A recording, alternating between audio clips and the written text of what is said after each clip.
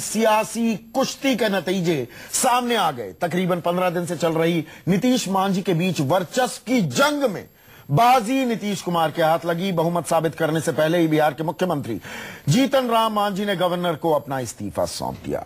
अब इधर इस्तीफा हुआ, उधर एक दूसरे पर जुबानी तीर चलने भी शुरू हो गए। नीतीश कुमार ने बिहार के पूरे सियासी संकट के लिए बीजेपी को जिम्मेदार ठहराते हुए कहा कि पूरी स्क्रिप्ट बीजेपी ने लिखी है। तो मांझी ने भी जेडीयू पर अपने विधायकों को धमकाने जैसे संगीन आरोप लगाए। और इसके बाद नीतीश पर सबसे करारा हमला बीजेपी की तरफ से हुआ। सुशील मोदी ने तो यहां तक कह दिया कि महादलित का अपमान हुआ, इसीलिए हमने महादलित का साथ दिया। खैर, अब नीतीश कुमार 22 तारीख को दोबारा मुख्यमंत्री की शपथ लेंगे और इसीलिए आज का सबसे बड़ा सवाल बिहार के सियासी ड्रामे में मांझी की हार हुई या बीजेपी की। सवाल यह भी, नीतीश मांझी की जंग में किसका नफा, किसका नुकसान, और सबसे अहम सवाल, क्या नीतीश के महादलित वोट बैंक में सेंध लगा देंगे मांझी? तमाम सवालों के जवाब तलाशेंगे। कुछ खास मेहमान मेरे साथ जुड़ चुके हैं, लेकिन पहले नजर इस रिपोर्ट पर। नाव बचेगी या डूब जाएगी? चलिए ना, नाव बचेगी या डूब जाएगी? मांझी का नाव डूबता है। तो आप मंत्री बनने के लिए अगर जाना चाहते हैं तो जीतन मांझी के पास भी मंत्री का बहुत सा पद है, आइए हम मंत्री बना देंगे। मांझी का हरदाव बेकार गया। लाख जतन किया, दिल्ली से लेकर पटना एक कर दिया, हर तिकड़म लगाई, लेकिन मांझी की नैया आखिरकार डूब ही गई। सदन में शक्ति परीक्षण से पहले ही मांझी ने बिहार के मुख्यमंत्री पद से इस्तीफा दे दिया। ये भी लगा कि गुप्त मतदान नहीं कराएंगे तो हमारे विधायकों को एक तरह से जान से मारने, तंग तबाह करने के साथ साथ उनकी सदस्यता समाप्त करने के संबंध में भी थ्रेटनिंग दिया जाता रहा। इसके लिए बेहतर होगा कि हम इस्तीफा दे दें। इसमें कोई दो राय नहीं कि मांझी के इस्तीफे ने फौरी तौर पर बिहार के सियासी संकट को राहत दे दी है। लेकिन सवाल तो ये है कि बिहार के सियासी संकट के लिए जिम्मेदार कौन है? इशारों में ही सही, मांझी ने सियासी संकट का पूरा ठीकरा नीतीश कुमार के सिर पर फोड़ दिया। वहीं नीतीश कुमार की माने तो सियासी संकट की पूरी स्क्रिप्ट बीजेपी ने लिखी है। और भारतीय जनता पार्टी सब चीज को जानते हुए इस पूरे खेल को हवा दे रही थी और दरअसल इसका स्क्रिप्ट बीजेपी के द्वारा लिखा गया। अगर कोई यह आरोप लगाता है कि हम लोग सरकारी काम में दखल देते थे तो ये धरती का सबसे बड़ा झूठ होगा। हमने आज तक कभी किसी काम में दखल नहीं दिया, मेरी आदत नहीं है। नीतीश ने बीजेपी को घेरा तो बिहार बीजेपी पूरे लाव लश्कर के साथ मैदान में उतर आई। कभी नीतीश कुमार की कैबिनेट में उप मुख्यमंत्री रहे सुशील मोदी ने नीतीश कुमार पर आरोपों की झड़ी लगा दी। सुशील मोदी ने साफ साफ कह दिया कि नीतीश कुमार ने महादलित का अपमान किया है और समर्थन देकर बीजेपी ने महादलित के साथ हुए अपमान का बदला लिया है। केवल एक महादलित को जिस प्रकार से पहले महिमा मंडित किया गया और फिर अपमानित किया गया, उस अपमान का बदला लेने के लिए हम लोग एक महादलित के बगल में खड़े थे। और इस पूरे प्रकरण में अगर कोई एक व्यक्ति एक्सपोज हुआ बुरी तरह से, तो नीतीश कुमार बुरी तरह से एक्सपोज हो गए। उनकी नैतिकता एक्सपोज हुई है, उनका दलित प्रेम एक्सपोज हुआ है। मांझी के इस्तीफे के बाद अब सियासी तौर पर नफे नुकसान का हिसाब किताब भी शुरू हो गया है। नीतीश कुमार पर महादलित के अपमान का आरोप लगाकर बीजेपी महादलित वोटों में सेंध लगाने की जुगत में है। वहीं जेडीयू की सहयोगी आरजेडी को भी महादलित वोटों के खिसकने का डर सताने लगा है। पहले ही मांझी जी को इस्तीफा कर देना चाहिए था। ये बीजेपी के चक्कर में पड़ के अपना भी भविष्य गंवाए। खैर, जो भी हुआ स्वागत है, मिलजुल करके काम करिए, बीजेपी को हराने में लगे। मांझी के इस्तीफे के साथ ही नीतीश कुमार के सीएम बनने की तारीख भी तय हो गई है। यानी अब विधानसभा चुनाव तक नीतीश कुमार बिहार की कुर्सी पर काबिज रहेंगे। ऐसे में सवाल यह है कि अब मांझी क्या करेंगे? अगर मांझी बीजेपी के साथ मिलकर महादलित वोटों को अपने पक्ष में जुगाड़ लेते हैं तो आने वाले विधानसभा चुनाव लालू नीतीश के लिए किसी चुनौती से कम नहीं होंगे। इसलिए सवाल यह है कि क्या नीतीश के महादलित वोट बैंक में सेंध लगा देंगे मांझी? Bureau report, news 24। और चर्चा करने के लिए मेरे साथ बीजेपी के प्रवक्ता सुधांशु त्रिवेदी, जेडीयू के महासचिव राष्ट्रीय प्रवक्ता भी हैं केसी त्यागी, मांझी समर्थक निलंबित विधायक रविंद्र राय, स्टूडियो में वरिष्ठ पत्रकार उर्मिलेश और हमारे एडिटर इनपुट सुकेश रंजन मेरे साथ जुड़ चुके हैं। सुधांशु, ये हार किसकी है, मांझी की या आपकी?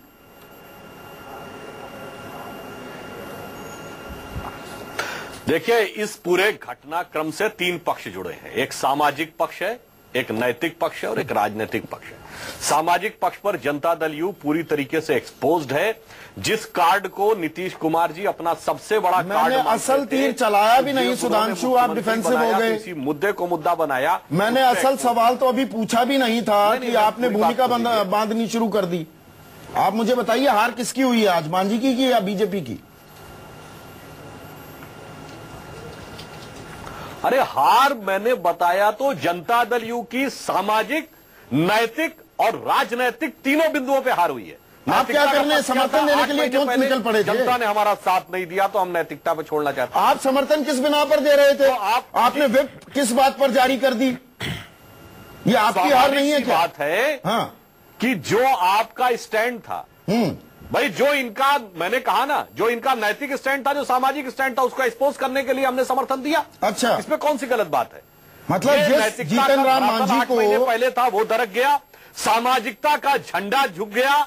और राजनीतिक दृश्य देखें तो इसी विधानसभा में भाजपा के सहयोग से लेके जंगल राज के प्रतीक लालू जी के साथ तक जाके खड़े हो गए और भ्रष्टाचार के प्रतीक कांग्रेस तक खड़े हो गए, तो कहां से कहां पहुंच गए। तो आपने नैतिकता का, सबसे पहले जिक्र आपने नैतिकता का किया। सुधांशु त्रिवेदी, मुझे यह समझाइए, 20 दिन पहले तक जिस जीतन राम मांझी के कामकाज को लेकर सवाल उठाते थे, पानी पी पी कर कोसते थे, आज अपने चुनावी फायदे या सियासी फायदे के लिए आप महादलित कार्ड खेल रहे हैं। कौन सी राजनीति कर रही है बीजेपी?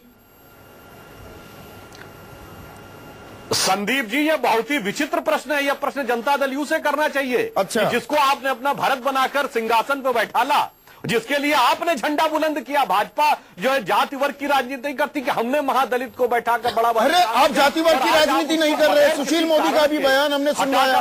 सुधांशु, हमने सुशील मोदी जो होना कहते थे, बिहार का भट्टा बिठा दिया है जीतन राम मांझी ने। आप अब याद आ गया महादलित। ये जातिगत, जाति वर्ग की राजनीति कब तक करेंगे? साध्वी निरंजन ज्योति कोई बयान दे देती है, विवादित बयान, संसद के पटल पर आप ये कहते हैं अरे वो तो पिछड़ी जाति की महिला है। ये जाति वर्ग की राजनीति कब तक करेंगे आप? ऐसे तो नहीं थे आप। बीजेपी तो ये राजनीति नहीं करती थी। संदीप जी ये बताइए, हाँ। संदीप जी, ये जो आपने प्रश्न पूछा है जीतन राम मांझी की जाति का प्रश्न पहले किसने उठाया था? भाजपा ने या 8 महीने पहले जदयू ने?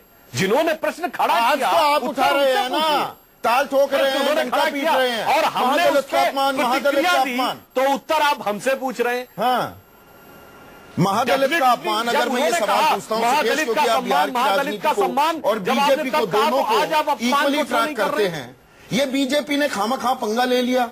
आराम से पीछे बैठते, जो होना था होने देते। अपने पत्ते खोलने की जरूरत क्या थी? ये एक रणनीतिक चूक है क्या? नहीं, बिल्कुल रणनीतिक चूक नहीं है। बीजेपी ने जानबूझकर किया है। और इसका प्रेसिपिटेट कैसे हुआ? ये क्राइसिस कैसे आई? ये दरअसल दिल्ली चुनाव में हारने के बाद एक इंट्रोस्पेक्शन चल रहा है। नॉट फॉर नथिंग कि अचानक से हुआ कि हमें समर्थन करना है। एक बेस वोट होता है, कोर वोट होता है। बीजेपी का बिहार में कोर वोट जो है आज की डेट में अगड़ी जाति के जो लोग जो है वो कोर वोट के तौर पे देखे जाते हैं। आपको जब तक पिछड़ी जातियों का, महादलित का समर्थन आपको नहीं मिलता है तो दिक्कत होगी। दरअसल दिल्ली चुनाव में हारने के बाद बीजेपी के अंदर जो इंट्रोस्पेक्शन हुआ है, और आरएसएस, अभी आपने देखा होगा कि जो बीजेपी के नैतिक पहलू, सामाजिक पहलू, राजनीतिक पहलू ये गिना रही है। ये नहीं तो बिल्कुल चुनावी फायदे के लिए गिनाए जा रहे हैं। चुनावी फायदे, खालिस राजनीति, ये चुनावी फायदे के लिए जो सुशील मोदी ने कहा है कि हमने महादलित का अपमान हमसे देखा नहीं गया और हम आगे कूद गए। दरअसल महादलित का वोट चाहिए। महादलित का वोट अगर उसमें कुछ क्षरण होता है, इरोजन होता है, तो वो जेडीयू से आने वाले 6 महीने कर सकते थे। अभी पत्ते खोलने की जरूरत क्या? बिल्कुल जरूरत थी। हाँ। क्योंकि ग्राउंड पे परकुलेट करने में टाइम लगता है। ये क्लास डिवाइड जो जनता दल, माफ कीजिएगा, जो दिल्ली के चुनाव में हुआ है, वो क्लास डिवाइड बिहार में ना हो। ये क्लास डिवाइड सबसे बड़ी चुनौती है। जो संघ की दिक्कत है, जो अमीरों बनाम गरीबों की लड़ाई ना हो जाए। ये तमाम जो अमित शाह की बैठक हुई है अभी तमाम संघ के बड़े नेताओं के साथ, और जो बीजेपी के अंदर जो एक रणनीति देखने वाले लोग हैं, उन्होंने ये देखा है कि हम अगर तगड़ी जाति की पार्टी के तौर पे देखे जाने लगे तो हमारी स्थिति बहुत खराब हो जाएगी। इसलिए चाहे वो बिहार हो चाहे वो उत्तर प्रदेश हो, बैक टू बेसिक्स होना पड़ेगा कि आपको पिछड़ों की राजनीति करनी पड़ेगी। तो खालिस तौर पे पिछड़ों की राजनीति करने के लिए और महादलित को अपना एक शील्ड बनाने के लिए कि महादलित को हमने बचाया है, इसलिए बीजेपी ने ऐसा किया और इसलिए कुछ भी पॉलिटिकल गलत नहीं है। कैसी त्यागी साहब, तो ऐसे में दूसरा सवाल, नुकसान किसका हुआ है? आज नीतीश कुमार दोबारा मुख्यमंत्री बनने जा रहे हैं, 22 तारीख को मुख्यमंत्री बन जाएंगे। दरअसल नुकसान नीतीश का हो गया है क्या, चाहे वो मुख्यमंत्री फिर से बन रहे हो इस पूरे खेल में? संदीप जी, नुकसान का और फायदे का पता नवंबर के माह में चलेगा, लेकिन भारतीय जनता पार्टी कैसे अपने विरोधी दलों को कांग्रेस की तर्ज पे तोड़ती है, इसका जरूर पर्दाफाश हुआ। बंगाल में पहले टीएमसी को तोड़ने गए, परसों इन्होंने जेवीएम तोड़ी, उसके एमएलएज को सारी नैतिकता को ताक पे रख करके उनको शपथ दिला रहे हैं। त्यागी साहब, आप नैतिकता की सारी स्क्रिप्ट दिल्ली से अमित शाह जी ने लिखी है। नहीं त्यागी साहब, आप नैतिकता की बात मत कीजिए। अब ये तो वो बात हो गई कि कहीं की ईंट कहीं का रोड़ा। नीतीश, शरद और केसी ने कुनबा जोड़ा, आप लालू प्रसाद यादव के साथ हाथ मिला रहे हैं। आपकी पूरी राजनीति गैर कांग्रेसवाद पर आधारित रही, उस कांग्रेस के साथ आपने हाथ मिला लिया। आप कम से कम नैतिकता की अब बात मत कीजिए बिहार को लेकर। देखिए, एक तो आप ही इतनी बड़ी सीख मत दीजिए जैसे कि हम बड़े इम्प्योर हैं, ना सर पुनः करके आए हैं। नैतिकता एक अपने आप नहीं। और आपकी जो व्याख्याएं हैं उसका मेरे से जवाब तो ले लीजिए। बिल्कुल दीजिए ना। अभी तो ये हल्का सा बाउंसर है, इस पर आप डिफेंसिव क्यों होने लगे? जी का जो हमने नहीं वो शब्द अच्छा नहीं है। उसका शब्द जो है, चाहे आप मेरे लिए इस्तेमाल करें या आप मेरे विरोधियों के लिए इस्तेमाल करें, तो नैतिकता एक बड़ा एब्सोल्यूट वर्ड है और उसमें बहुत सारी चीजें आदमी की पर्सपेक्टिव और पॉलिटिक्स को डिफ्लेक्ट करती हैं। तो उसमें ऐसा लगा मुझे जैसे पता नहीं हम कैसी गंदगी के महासागर में खड़े हुए हैं। हम इतने लंबे समय से राजनीतिक जीवन पे हैं। वही आप फिर डिफेंसिव हो गए त्यागी साहब, आप फिर डिफेंसिव हो गए। ये बिल्कुल सीधा सरल सवाल है। आपकी नैतिकता पर सवाल तो उठेंगे ना। कन्वीनियंट पॉलिटिक्स कोई नैतिकता मैं अपनी नैतिकता के लिए एग्रेसिव हो गया। हम लोगों पे जिंदगी में एक नए पैसे का, किसी भ्रष्टाचार का, पॉलिटिकल अपॉर्चुनिज्म का कोई आरोप नहीं लगा। आप कैसे अनैतिक कह सकते हो? कैसे नहीं कहूंगा। आपने लालू प्रसाद यादव का साथ छोड़ा कि वो भ्रष्टाचारी हैं, वो तानाशाह हैं। वही लालू प्रसाद यादव आपके फिर से प्यारे हो गए। आप कांग्रेस के खिलाफ आपने सालों सर आपने पूरी उम्र गुजार दी कांग्रेस को धता बताते हुए। उस कांग्रेस के साथ आप जुड़ गए। आपने जो गद्दी छोड़ी, उस गद्दी पर दोबारा काबिज होने के लिए अपने ही पसंदीदा उम्मीदवार को अब आप पीठ में छुरा घोंपने वाला बताने लगे। मान जी को तो आपने बिठाया था ना, किसी और ने थोड़ा। संदीप एक बात जोड़ देता हूँ। अभी जो इनके साथ मंत्री बनेंगे नीतीश जी के साथ, उनकी PIL पे सजा हुई है लालू यादव को। बताइए त्यागी साहब, मैं ज्यादती कर रहा हूँ क्या? अब इतने सवालों का जवाब देने के लिए तो संदीप जी पूरा दिन चाहिए ना। डॉक्टर लोहिया ने गैर कांग्रेसवाद की स्थापना की थी। बिहार में कांग्रेस है क्या? यूपी में कांग्रेस है क्या? दिल्ली में कांग्रेस है क्या? कहा सिर मारे जाके जो परत में गई हुई कांग्रेस है। आज गैर कांग्रेसवाद समाप्त हो चुका है। भारतीय जनता पार्टी की चुनौती इतनी महत्वपूर्ण है जिसने समाज के ताने बाने को चुनौती दी है। इसलिए ये लव जिहाद से लेकर जो सारे काम चल रहे हैं आज समाज में, हमें पहली आशंका थी कि गुजरात का जो विनाश का मॉडल है पूरे देश में दोहराया जाएगा। इसलिए हम भारतीय जनता पार्टी से लगे। हम तो कह के अलग हुए। हमने कोई चोरी थोड़ी करी, हमने तो बहस करी। हमने इनके राष्ट्रीय अध्यक्ष माननीय राजनाथ सिंह जी से कहा जाकर के, आप भी बैठे हुए थे, श्री सुधांशु जी, मेयर नीतीश कुमार जी गए थे, श्री अरुण जेटली के पास जी गए, प्रेमपूर्वक अलग हुए। कोई धोखा नहीं दिया कि हमारे आपके रिश्ते अच्छे रहे हैं, लेकिन इस नेतृत्व के रहते हुए हम नहीं साथ रह सकते हैं। तो ये कोई धोखाधड़ी थोड़ी हुई है। देखिए त्यागी साहब लड़ने के लिए कहा, मैं आपकी जहनियत से भली भांति वाकिफ हूं त्यागी साहब। मुझे मालूम है आपकी अंतरात्मा जो बातें आप कह रहे हैं गवाही नहीं दे रही है। मैं उसको ज्यादा और नहीं छेड़ना चाहूंगा, पर यहां आरोप ये लग रहा है कि नीतीश कुमार सत्ता के बिना नहीं रह सकते। इसकी जीती जागती मिसाल हमने पिछले कुछ दिनों में देखी है। कौन रह वो सकता कहते रहे नीतीश कुमार की मेरे को सत्ता का लोभ नहीं है, वो कुर्सी के बिना नहीं रह सकते। कौन रह सकता है कुर्सी के बगैर? उस नेता का नाम बताइए। तो मतलब नीतीश कुमार भी नहीं रह सकते हैं, जिन्होंने अपने राजनीतिक गुरु मैं कह रहा हूं कोई नहीं रह सकता। झूठ बोलता ही हिपोक्रेट जो कहते हैं। तो नीतीश कुमार को कुर्सी चाहिए। कुर्सी नहीं। जेडीयू के महासचिव उनके प्रवक्ता मुझे ये कह रहे हैं कि हाँ नीतीश कुमार को कुर्सी चाहिए। वो ऐसी कोई त्याग की राजनीति के प्रतीक नहीं है कि समाज का भला करने के लिए अपनी पार्टी के कार्यक्रम को जनता तक पहुंचाने के लिए हमें कुर्सी चाहिए। यस, आपको कुर्सी चाहिए। चैनल नहीं चाहिए क्या अपना व्यू पॉइंट रखने के लिए? और रविंद्र राय आपको निलंबित तो कर दिया गया, लेकिन ये जो आप मांझी समर्थक हैं, ये समर्थन भी कुर्सी की बिना पर था क्या? क्योंकि कल हमने एक सबसे घिनौना खेल खेलते देखा गया। भारतीय राजनीति में पहले भी वाकये हैं, लेकिन ताजा अतीत की अगर मैं बात करूं कि सीधे सीधे एक मुख्यमंत्री कह दे, अरे आओ मेरे साथ आओ, मंत्री बना दूंगा। मंत्री बनाने का था क्या आपको लालच? हॉर्स ट्रेडिंग है खुले में। हाँ रविंद्र, नहीं, आपको मैं बता दूं कि हम लोग तो लगातार नीतीश कुमार जी से, जब से एनडीए से गठबंधन टूटा है उस समय से उनसे हम लोग को विवाद चल रहा है। नीतीश कुमार जी ऐसे नेता है जो अपनी मन की करते हैं और दूसरे पर थोपते हैं। ये एरोगेंट आदमी हैं, अहंकारी हैं। इसके हम लोग तो जब से एनडीए से अलग हुए उस समय से हम विरोध कर रहे हैं। तो अब आप जेडीयू का हिस्सा नहीं तो कहां जाएंगे? बाहर के लोगों को ला करके रविंद्र अब कहां जाएंगे? अब तो जेडीयू में तो चलेगी नहीं। क्या बीजेपी में रास्ता तलाशेंगे? कहां जाएंगे या नई पार्टी खड़ा करेंगे? मांझी कहां जाएंगे? देखिए ये नया खबर कोई नहीं चौधरी साहब आप सुना रहे हैं। हम एनडीए के पार्ट रहे हैं। हम भारतीय जनता पार्टी और जनता दल यू के साथ एनडीए में जीते हैं। जब विधायक के रूप में जब चुनाव लड़े थे तो हम सुशासन के नाम पर जीते थे। मतलब सेटिंग हो गई है क्या? हम गुड गवर्नेंस के नाम पर सेटिंग हो गई। मांझी में जा रहे हैं क्या बीजेपी में? नहीं, मैं क्या बोल रहा हूँ आप बताइए ना, बता दीजिए मुझे। नीतीश जी माइग्रेट कर रहे हैं लालू जी की तरफ। नीतीश जी माइग्रेट कर रहे हैं लालू जी की तरफ। क्या जीतन राम मांझी बीजेपी में जा रहे हैं आपके साथ? समझौता नहीं करेंगे।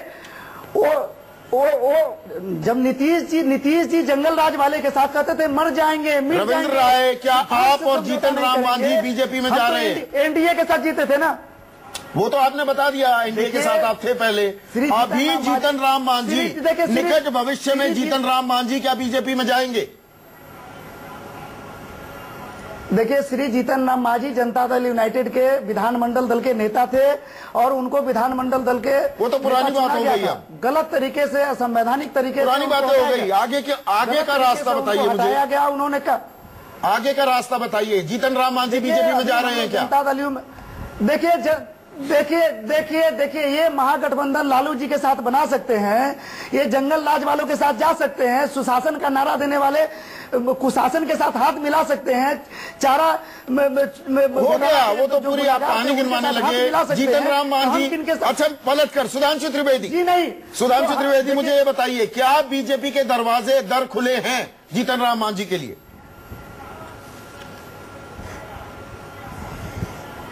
देखिए, जीतन राम मांझी वर्तमान में जनता दल से अलग हुए असंबद्ध सदस्य हैं। वो क्या निर्णय लेते हैं यह उनका निजी विचार होगा। हाँ, जब हमने जो स्टैंड लिया, आपने पूछा था कि हमें ये करने की जरूरत क्या थी, हम अपने पत्ते क्यों बंद रखते, वो इसलिए आवश्यक थी कि आज भी भारत में स्थिति यह है कि दलित समाज की भी बहुत सी बातें अनसुनी रह जाती हैं। तो महादलित समाज का तो विषय अगर हम कुछ न बोलते, वो भाजपा यदि उस आवाज को स्वर नहीं देती तो नक्कार खाने में तूती की आवाज दब के रह जाती।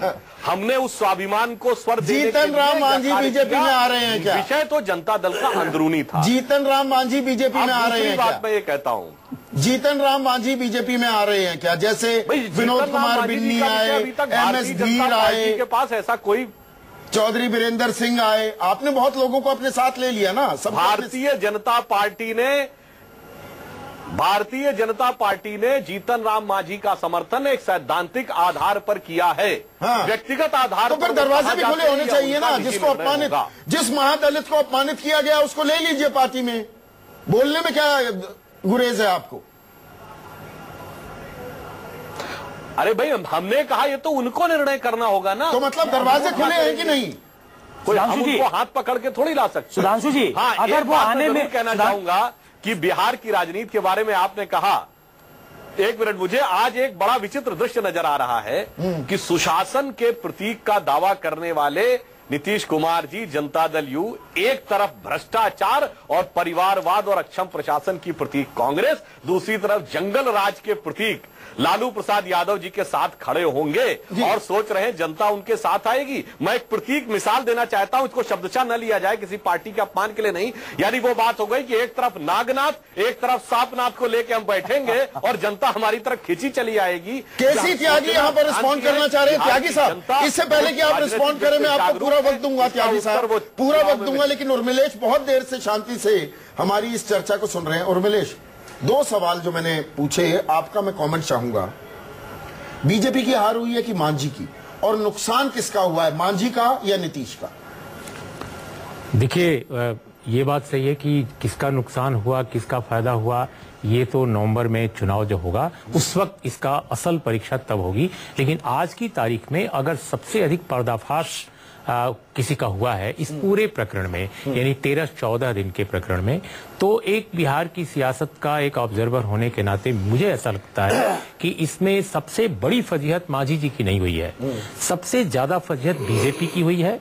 और महामहिम राज्यपाल ने जो भूमिका अदा की उसका भी पर्दाफाश हुआ है। दो बातें हैं, एक तो ये कि जिस वक्त महामहिम राज्यपाल को ये पता चला कि विधायक दल ने जनता दल यू के एक नया नेता चुन लिया है और बहुमत इनका खत्म हो गया है, बहुमत की परीक्षा के लिए तत्काल उनको सदन आहूत करना चाहिए था अगर उनको बम्बई फैसले की रोशनी में कदम उठाना था।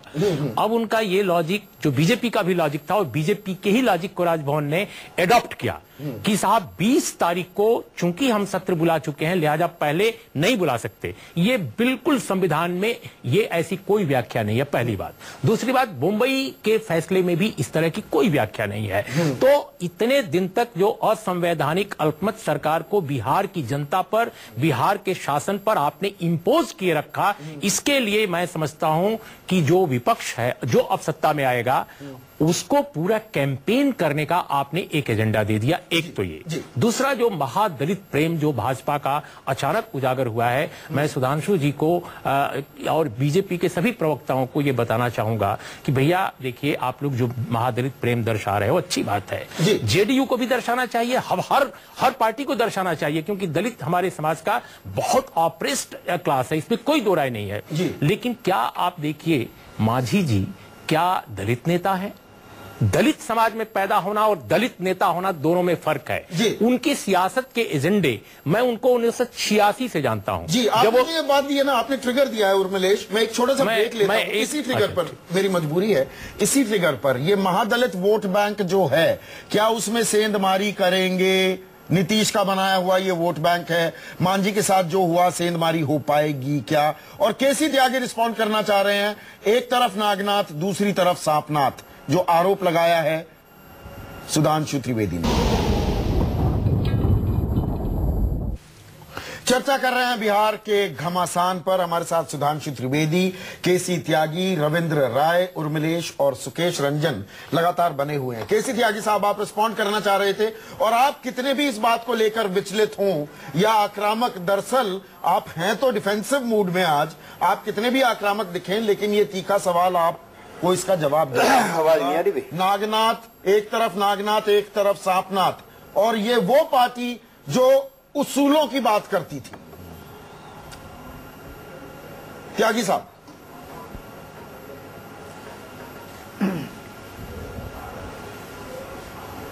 केसी त्यागी साहब, आवाज आ रही है आपको मेरी? सुकेश, ये एक सवाल है, ये कचोटता रहेगा, मुंह बाय खड़ा रहेगा जेडीयू के सामने आने वाले दिनों में भी। बिल्कुल आम जनता पूछेगी। मैं बिहार का रहने वाला हूं। जब नीतीश कुमार ने इस्तीफा दिया तो मेरे पिताजी ने मुझसे पूछा कि इनको इस्तीफा देने की क्या जरूरत थी। ये एक आम धारणा होगी लोगों में कि जिस लालू यादव से आप लड़े थे, आप उनके साथ चले आए, वोट के लिए चले आए। तो हम जब बीजेपी से सवाल उठाते हैं तो सवाल इनसे भी पूछे जाएंगे। बीजेपी ने भी वोट के लिए किया, इन्होंने भी वोट के लिए किया है, उन्होंने बहुत टैक्टफुल तरीके से किया है, नीतीश कुमार ने भी बहुत टैक्टफुल तरीके से किया। जब ऐसा लगा कि गुड गवर्नेंस, इसमें कोई दो मत नहीं है कि नीतीश कुमार गवर्नेंस के लिए जाने जाते थे और वो गवर्नेंस के बल पे ही दूसरा चुनाव जीत कर आए थे, वो तीसरा चुनाव भी अगर मैदान में जाएंगे तो गवर्नेंस एक कोर इशू होगा। और वो टाइम बचा है क्या?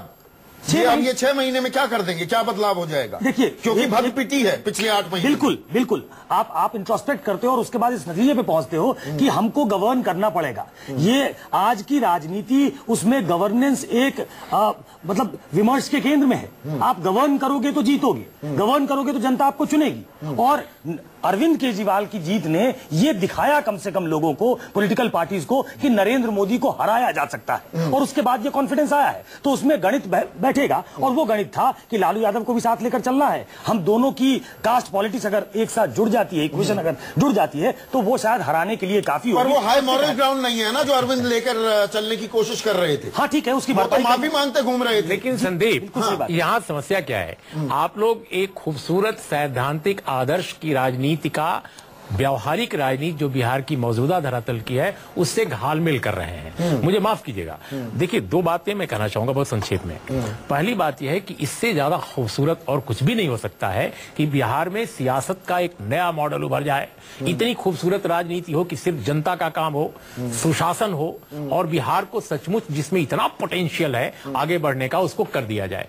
लेकिन आज की जो हकीकत है वो ऐसी नहीं है कि इतना खूबसूरत नया मॉडल राजनीति का अचानक उभर जाए। हालांकि बिहार समय समय पर पूरे देश को नया रास्ता सुझाता रहा है, लेकिन आज जो व्यवहारिकता है वो क्या है?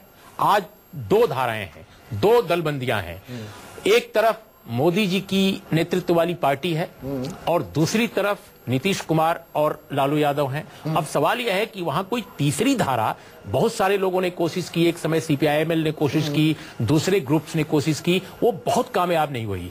आज की तारीख में अगर कम्युनलिज्म को बिहार की राजनीति से रोकना है और जेडीयू उस धारा से अपने को तोड़ करके उधर आ गया है, इस धुरी का नेतृत्व कर रहा है, तो क्या होना चाहिए? तो यानी कि आप ये कह रहे हैं जो मोटी बात, जो मौजूदा समीकरण है, मौजूदा समीकरण है, कांग्रेस को रिप्लेस किया है वहां बीजेपी ने, और उसी वेस्टेड इंटरेस्ट को रिप्रेजेंट कर रही है बीजेपी आज, जो कांग्रेस किया करती थी। इसलिए जब ये महादलित की बात कर रहे हैं आदरणीय सुधांशु त्रिवेदी जी, मैं बड़ा आदर करता हूं उनका। देखिए, माफ कीजिएगा, बिहार में बीजेपी जो आज रिप्रेजेंट कर रही है जिस क्लास को और जिस समुदाय को, जिस सोच को, वो वेस्टेड इंटरेस्ट का वही तबका है जो कांग्रेस के समय डोमिनेंट जो सुकेश और उर्मिलेश यहाँ पर कह रहे हैं। रणवीर सेना क्या है मुझे बताएं। एक मिनट रुकिए, रणवीर सेना क्या है सर? दूसरे महादलित प्रेम की बात और बाकी पैनलिस्ट भी हैं। उर्मिलेश और सुकेश जो यहाँ पर कह रहे हैं केसी त्यागी साहब, वो दरअसल बात यह है कि एक व्यवहारिक राजनीति वहां इजाद की जा रही है, अलग अलग विचारधाराओं को लेकर जंग का मैदान तैयार हो रहा है, उसमें हाई मॉरल ग्राउंड की बात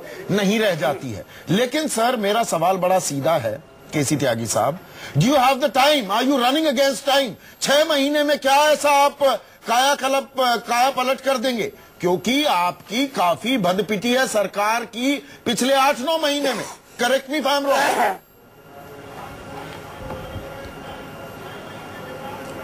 संदीप जी, 1 दर्जन सवालों का एक जवाब नहीं होता है।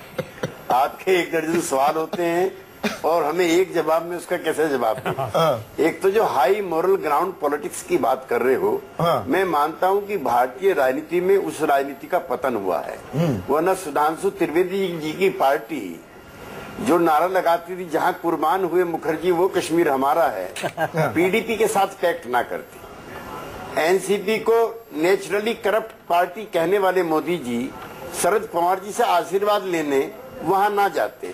तो ये गठबंधन सबके अपनी सुविधा के लिए है, चुनाव जीतने के लिए है और राजकाज में आने के लिए है। ये बात मैंने पहले भी आपसे कही। जहां तक मैंने आपसे पहले विनम्र निवेदन किया कि हमारे पास 6 महीने हैं, हमारे सामने चुनौती है, हमारे सामने सामाजिक तौर पर पार्टी को खड़ा करने का, गठबंधन को मजबूत करने का भी है। आप लोगों के सवालों के जवाब भी हैं कि बिहार में हाई मॉरल ग्राउंड पर कैसे हम अपने आप को प्रतिष्ठित और स्थापित करेंगे। हमें सुधांशु त्रिवेदी से भी 4-4 हाथ करने हैं, समझे? तो हमारे साथ 2 नहीं 4-4 करने हैं। बीजेपी ने वहां हाँ, 4-4 करने, मित्र करने, झगड़ा नहीं करना, ये बड़े हमारे प्रिय मित्र हैं। और जो श्री नरेंद्र मोदी के नेतृत्व में पहाड़ जैसी चुनौती खड़ी है, हम लालू प्रसाद जी, कांग्रेस पार्टी, सीपीआई और दूसरे वामपंथी दल सब मिलेंगे तो अरविंद केजरीवाल को बुलाएंगे क्या? की स्थिति में होंगे। और इसके लिए अरविंद केजरीवाल को बुलाएंगे बिहार? केजरीवाल जी के अरविंद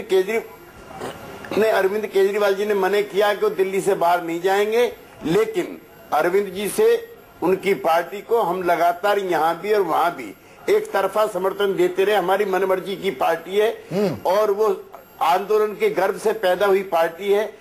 जिस आंदोलन से, जैसे आंदोलन से हमारे जैसे राजनीतिक कार्यकर्ता आए हैं, इसलिए हमारा उनसे कोई विवाद नहीं है। कैसी त्यागी साहब, मेरा सीधा डायरेक्ट खांटी राजनीतिक सवाल आपसे, मुझे ये बताइए, आपके अंदर एक सेंस ऑफ अनईज भी है क्या?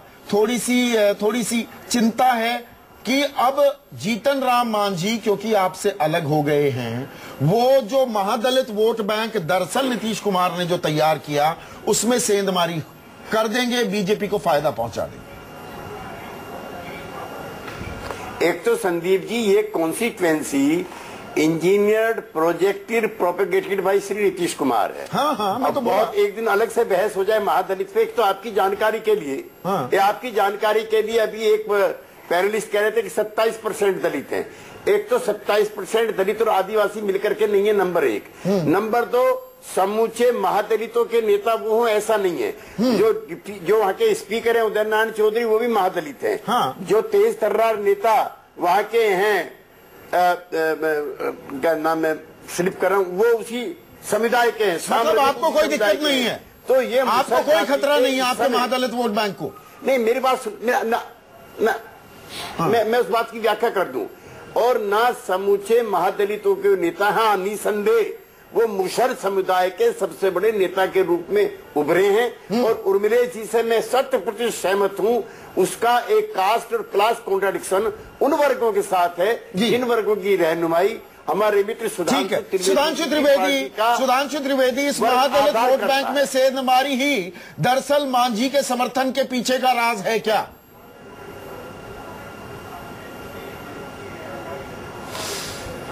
देखिए, यहां पर मैं एक बात बहुत स्पष्ट कर दूं, जहां तक अति दलितों की बात है, समाज के सबसे पिछड़े वर्गों की बात है, भारतीय जनता पार्टी की प्रतिबद्धता और कार्य प्रमाणित और असंदिग्ध है।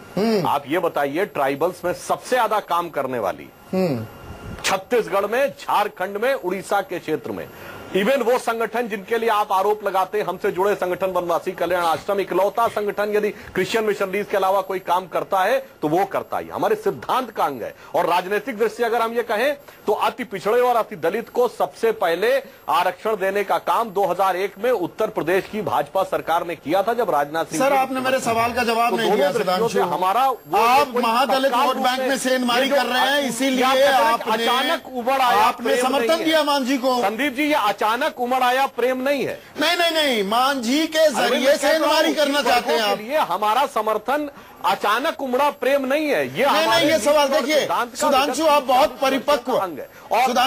सुधांशु, आप जबरदस्त किस्म के पॉलिटिकल एनिमल हैं। पूरी जिम्मेदारी से मैं ये शब्द इस्तेमाल कर रहा हूं, अन्यथा ना लीजिएगा। मुझे ये बताइए, लोकसभा चुनाव में सबका सुपड़ा तो आपने साफ कर दिया था। अब मांझी पर दाव लगाने की जरूरत क्या थी? वैसे ही महादलित वोट बैंक में आपने सेंधमारी की थी लोकसभा चुनाव में, अति पिछड़ों में भी आपने सेंधमारी की, आपने पिछड़ों में भी की, सवर्णों में, अगड़ों में आपकी जबरदस्त पैठ थी ही, तो मांझी की जरूरत क्यों आन पड़ी? देखिए, उसका कारण यह है कि भारतीय जनता पार्टी भारत की एकमात्र राजनीतिक पार्टी है, मैं पूरे जिम्मेदारी से कहता हूं, जिसमें समाज के भिन्न भिन्न वर्गों को समय समय पर सर्वोच्च नेतृत्व में स्थान मिला है। दीनदयाल जी और अटल जी के जमाने से लेकर मोदी जी के उस पे, बाकी कोई पार्टी बताइए, एक वर्ग एक जाति या एक परिवार का ही वर्चस्व रहा है। हाँ। अच्छा, उर्मिलेश जी की एक बात पे मैं जरूर थोड़ा सा प्रतिवाद करना चाहूंगा। हाँ। कि उन्होंने कहा कि हमारे अंदर डेस्परेशन था और महामहिम राज्यपाल का निर्णय ठीक नहीं था। जब किसी पार्टी में दो फाड़ दिखाई पड़े तो क्या हम एक ही गुट के अनुसार एकदम से चल पड़े? नहीं, मैं अब क्योंकि कंक्लूड करना है सुधांशु, आपने जो बात कही, मैं यहाँ पर सुकेश आपका एक क्विक कमेंट चाहूंगा। अरे 2014 में सारे समीकरण तोड़ दिए थे। सुनिए, एक वाक्य पूरा, तो मांझी पर खेलने की जरूरत क्या पड़ गई? नहीं, संदीप जी, मुझे एक वाक्य पूरा करने दीजिए। जी संदीप जी, एक वाक्य पूरा हाँ, प्लीज। 10 दिन के बाद बजट सत्र आ रहा था, आप किसी भी फाइनेंशियल बिल पर सरकार गिरा सकते थे। क्या उतावली थी 10 दिन पहले आपको परेड करके और उससे पहले मुख्यमंत्री हटाने की? चलिए, आपकी बात हो गई। मैं एक लास्ट कमेंट चाह रहा हूं क्योंकि मुझे वाइंड अप भी करना है। ऐसी आफत क्या आ रही थी? बीजेपी तो वो तो जीतते घोड़े पर सवार थी, या ये दिल्ली ने थोड़ी सी वो जो मन में संशय होता है ना, शक, वो पैदा कर दिया?